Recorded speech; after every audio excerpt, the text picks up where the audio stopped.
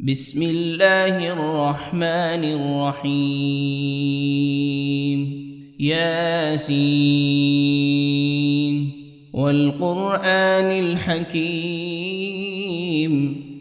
إنك لمن المرسلين على صراط مستقيم تنزيل العزيز الرحيم لتنذر قوما ما أنذر آباؤهم فهم غافلون لقد حق القول على أكثرهم فهم لا يؤمنون إنا جعلنا في أعناقهم أغلالا فهي إلى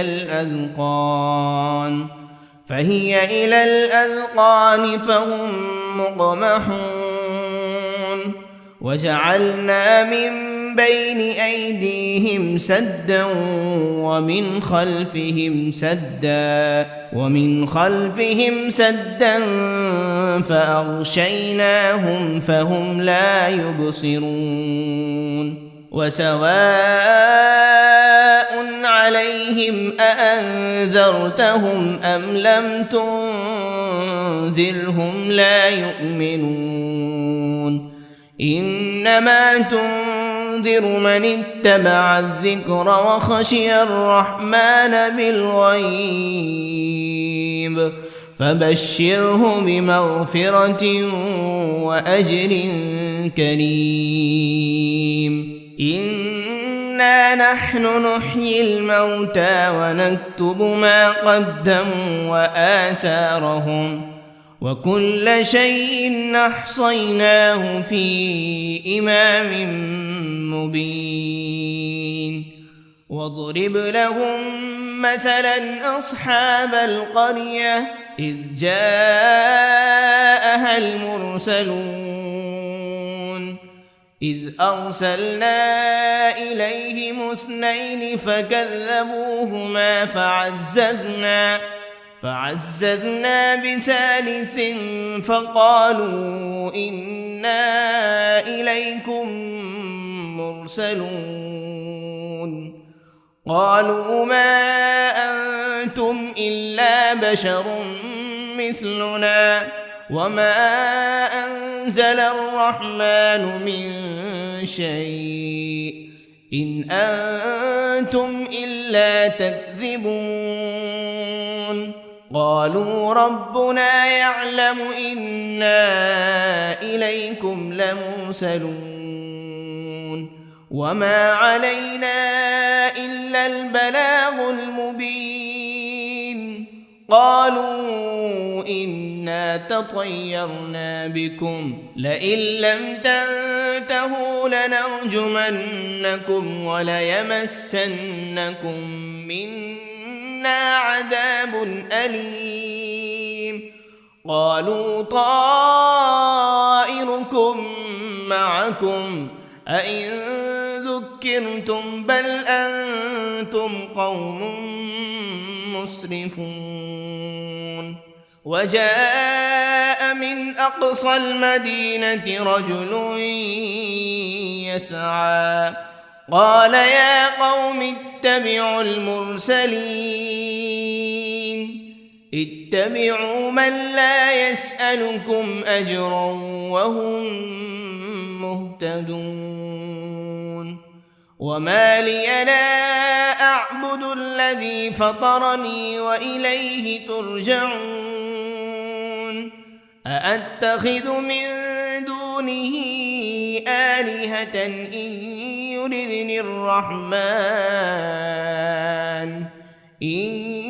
يردني الرحمن بضر لا تغن عني شفاعتهم شيئا ولا ينقذون إني إذا لفي ضلال مبين إني آمنت بربكم فاسمعون قيل ادخل الجنة الجنة قال يا ليت قومي يعلمون بما غفر لي ربي وجعلني من المكرمين وما أنزلنا على قومه من بعده من جند من السماء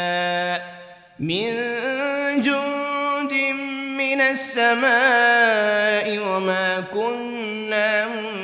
منزلين إن كانت إلا صيحة واحدة فإذا هم خامدون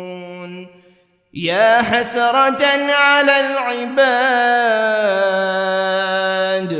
ما يأتيهم من رسول إلا كانوا به يستهزئون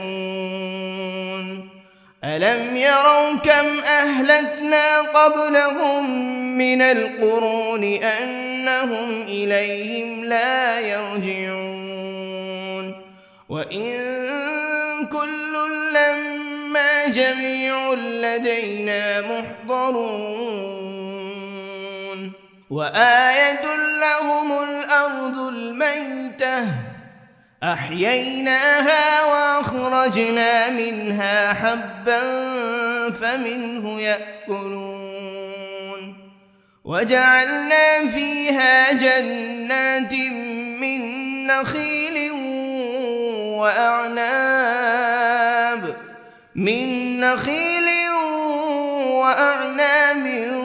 وفجرنا فيها من العيون ليأكلوا من ثمره وما عملته أيديهم أفلا يشكرون سبحان الذي خلق الأزواج كلها مما تنبت الأرض ومن أنفسهم ومما لا يعلمون وآية لهم الليل نسلخ منه النهار فإذا هم مظلمون والشمس تجري لمستقر لها ذلك تقدير العزيز العليم والقمر قدرناه منازل حتى عاد كالعرجون القديم لا الشمس ينبغي لها أن تدرك القمر ولا الليل سابق النهار وكل في فلك يسبحون وآية لهم أنا حملنا ذريتهم في الفلك المشحون وخلقنا لهم من مثله ما يركبون وإن نشأ نغرقهم فلا صريخ لهم ولا هم ينقذون إلا رحمة منا ومتاعا إلى حين وإذا قيل لهم اتقوا ما بين أيديكم وما خلفكم لعلكم ترحمون وما تأتيهم من آية من آيات ربهم إلا كانوا عنها معرضين وإذا قيل لهم أنفقوا مما رزقكم الله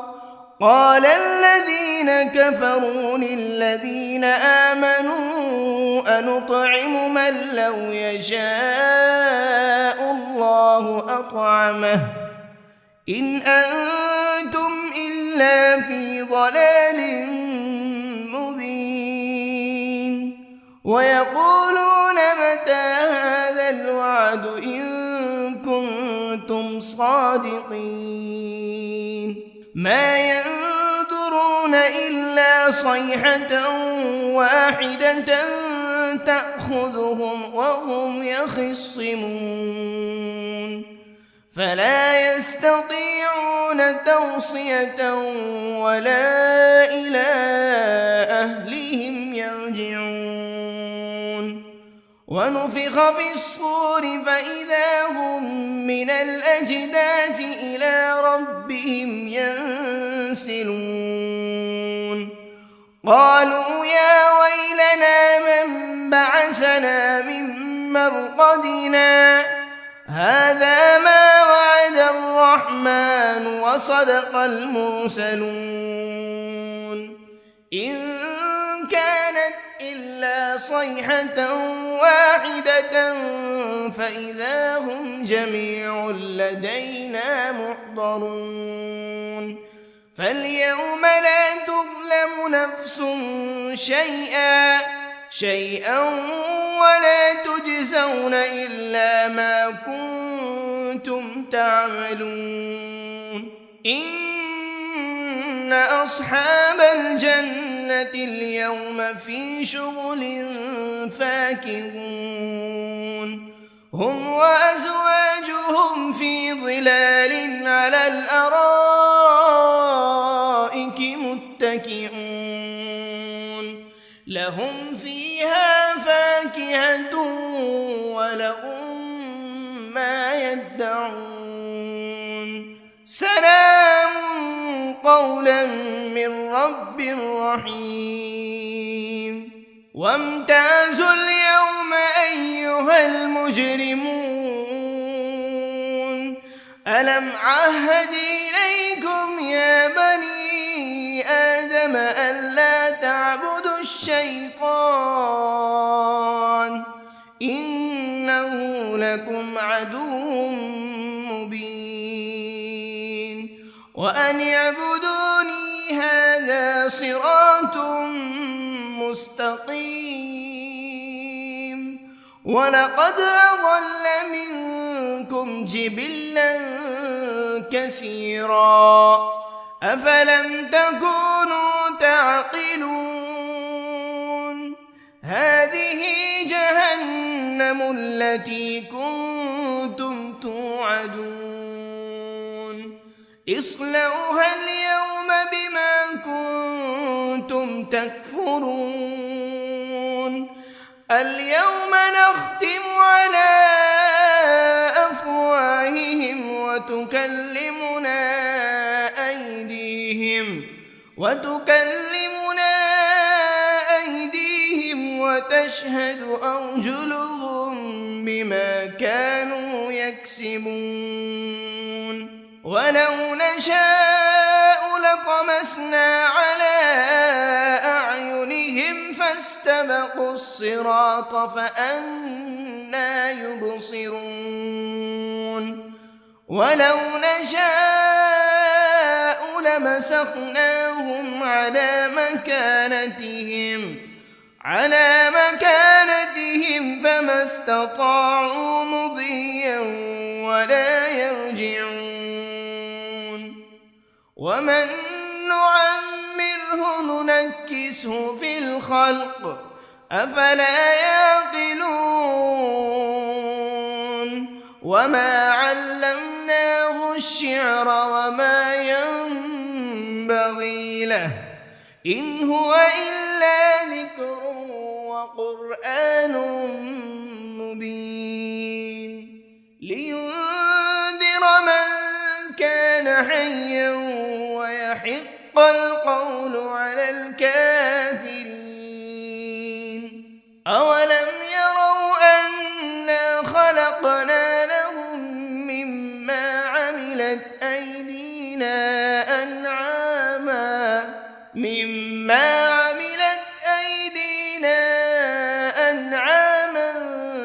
فهم لها مالكون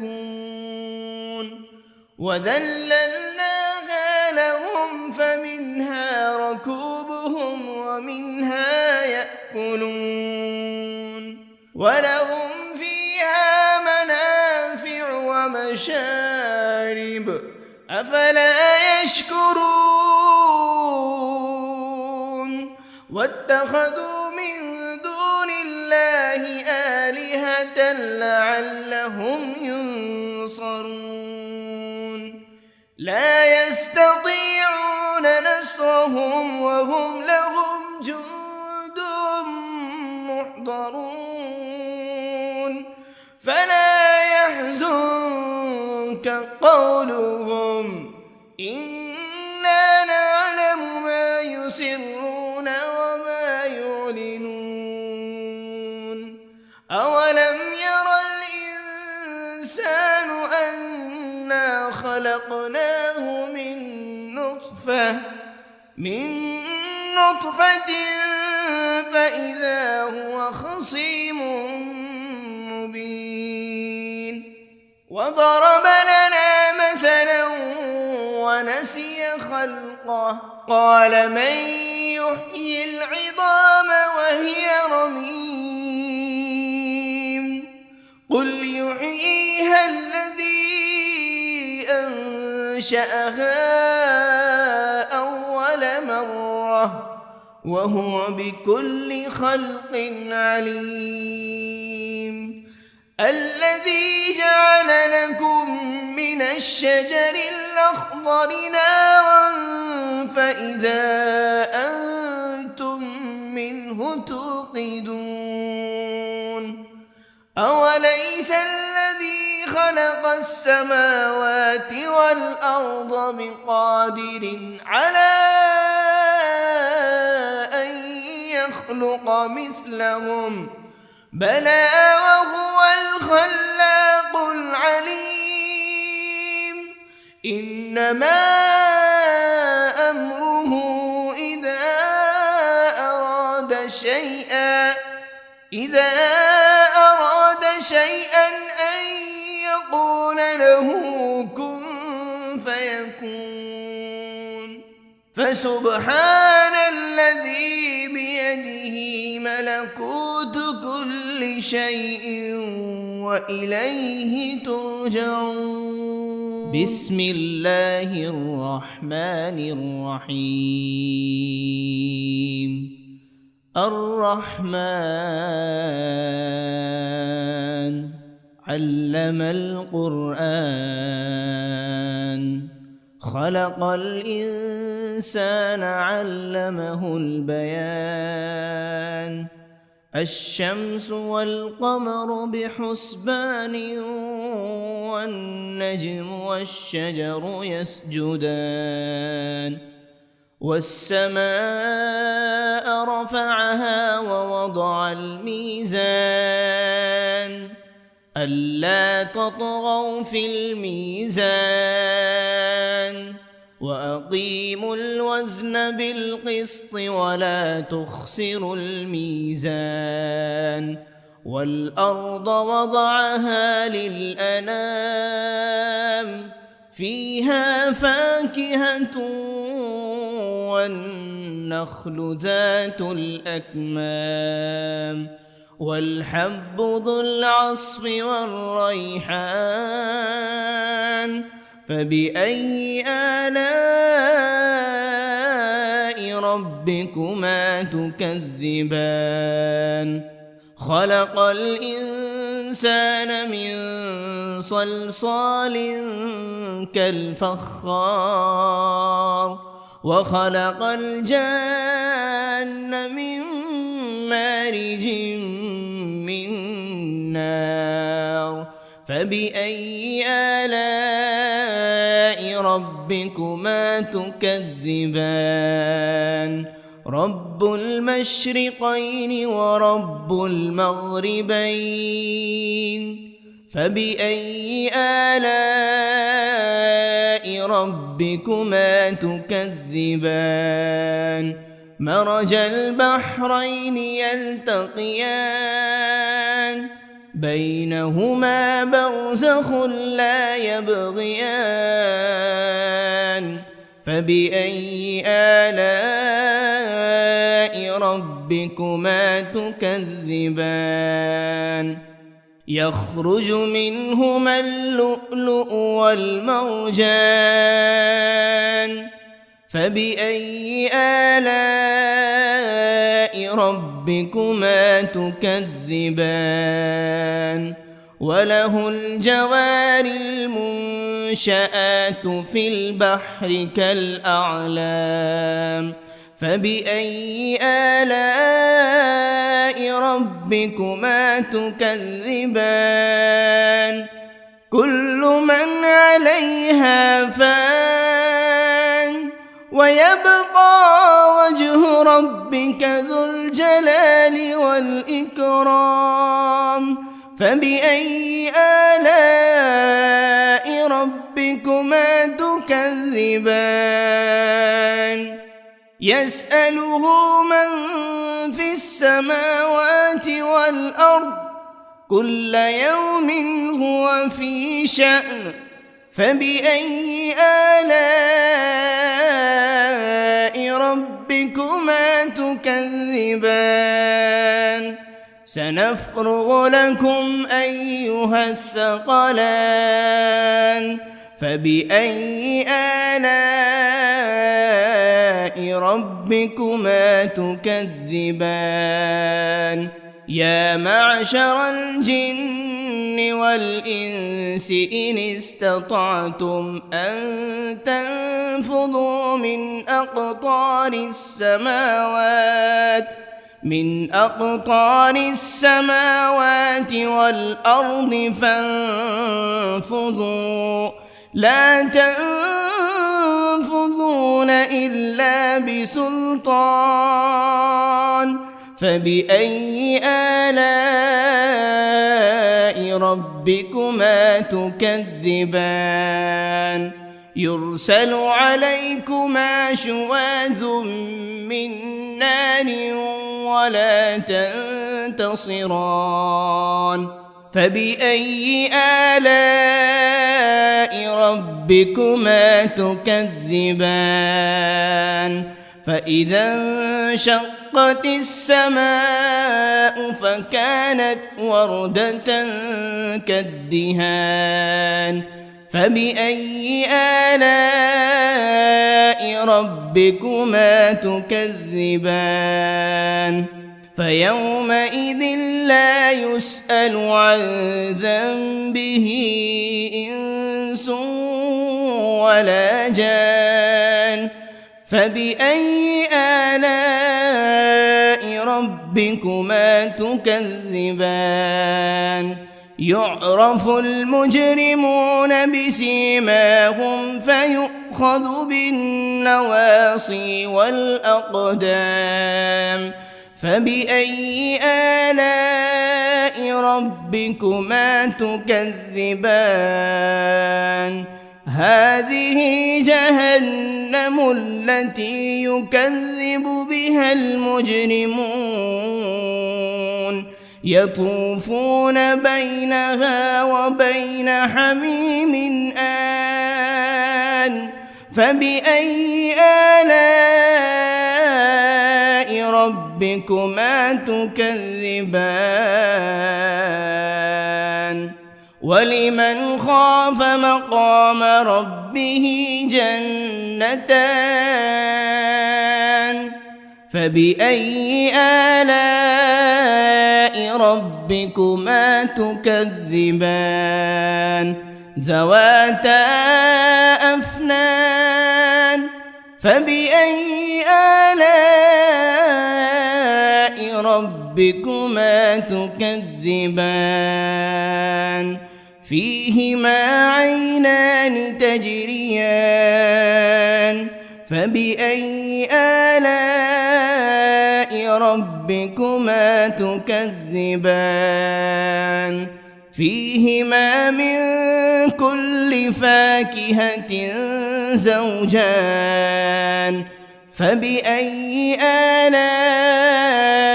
ربكما تكذبان متكئين على فرش بطائنها من استبرق وجنى الجنتين دان فبأي آلاء ربكما تكذبان تكذبان فيهن قاصرات الطرف لم يطمثهن إنس قبلهم ولا جان فبأي آلاء ربكما تكذبان كأنهن الياقوت والمرجان فبأي آلاء ربكما تكذبان هل جزاء الإحسان إلا الإحسان فبأي آلاء ربكما تكذبان ومن دونهما جنتان فبأي آلاء ربكما تكذبان مدهامتان فبأي آلاء ربكما تكذبان فيهما عينان نضاختان فبأي آلاء ربكما تكذبان فيهما فاكهة ونخل ورمان فبأي آلاء ربكما تكذبان فيهن خيرات حسان فبأي آلاء ربكما تكذبان حور مقصورات في الخيام فبأي آلاء ربكما تكذبان لم يطمثهن إنس قبلهم ولا جان فبأي آلاء ربكما تكذبان متكئين على رفرف خضر وعبقري حسان فبأي آلاء ربكما تكذبان تبارك اسم ربك ذي الجلال والإكرام بسم الله الرحمن الرحيم الرحمن علم القرآن خلق الإنسان علمه البيان الشمس والقمر بحسبان والنجم والشجر يسجدان والسماء رفعها ووضع الميزان ألا تطغوا في الميزان وأقيموا الوزن بالقسط ولا تخسروا الميزان والأرض وضعها للأنام فيها فاكهة والنخل ذات الأكمام والحب ذو العصف والريحان فبأي آلاء ربكما تكذبان خلق الإنسان من صلصال كالفخار وخلق الجان من مارج من نار فبأي آلاء ربكما تكذبان رب المشرقين ورب المغربين فبأي آلاء ربكما تكذبان مرج البحرين يلتقيان بينهما برزخ لا يبغيان فبأي آلاء ربكما تكذبان يخرج منهما اللؤلؤ والمرجان فبأي آلاء ربكما تكذبان وله الجوار المنشآت في البحر كالأعلام فبأي آلاء ربكما تكذبان كل من عليها فان ويبقى وجه ربك ذو الجلال والإكرام فبأي آلاء ربكما تكذبان يسأله من في السماوات والأرض كل يوم هو في شأن فبأي آلاء ربكما تكذبان سنفرغ لكم أيها الثقلان فبأي آلاء ربكما تكذبان يا معشر الجن والإنس إن استطعتم أن تنفذوا من أقطار السماوات والأرض فانفذوا لا تنفذون إلا بسلطان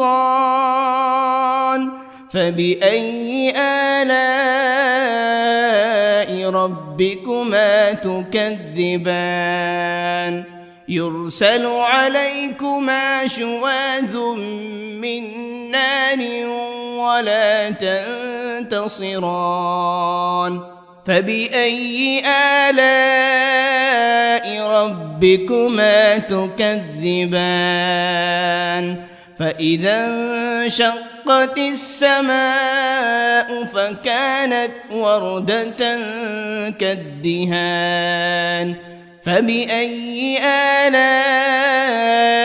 ربكما تكذبان فيومئذ لا يسأل عن ذنبه إنس ولا جان فبأي آلاء ربكما تكذبان يعرف المجرمون بسيماهم فيؤخذ بالنواصي والأقدام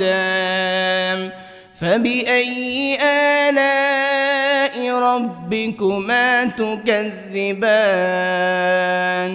هذه جهنم التي يكذب بها المجرمون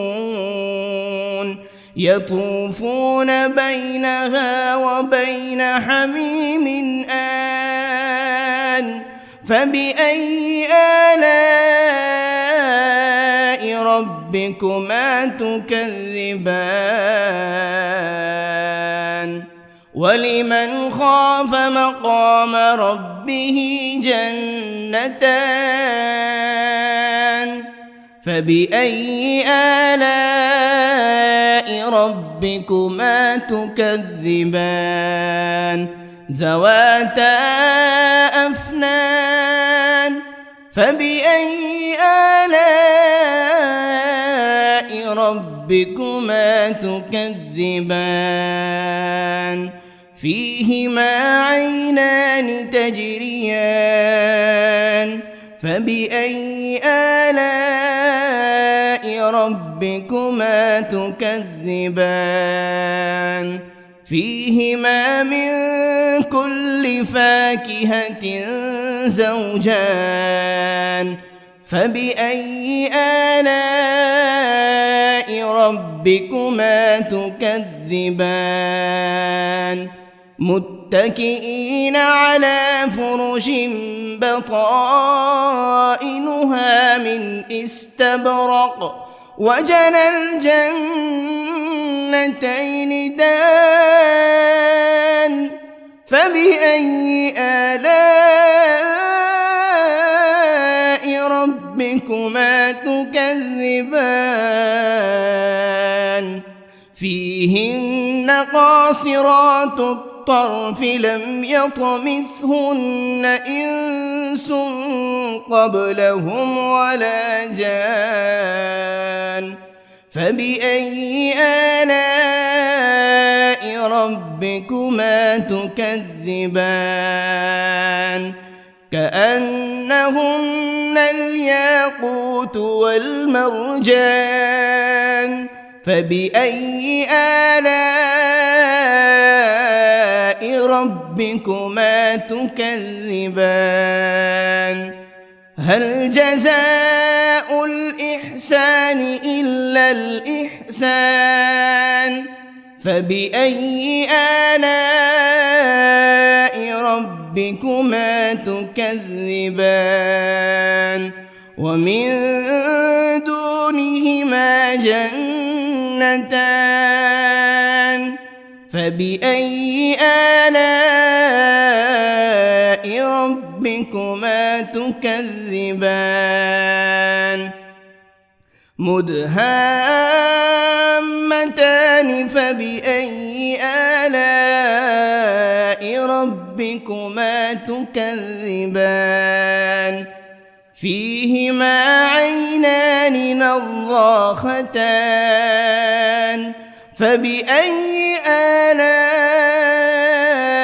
ربكما تكذبان فيهما فاكهة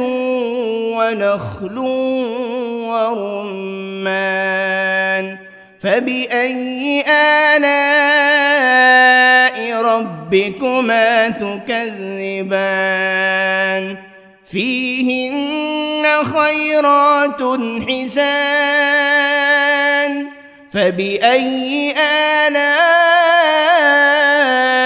ربكما تكذبان حور مقصورات في الخيام فبأي آلاء ربكما تكذبان لم يطمثهن إنس قبلهم ولا جان فبأي آلاء ربكما تكذبان متكئين على رفرف خضر وعبقري حسان فبأي آلاء ربكما تكذبان تبارك اسم ربك ذي الجلال والإكرام.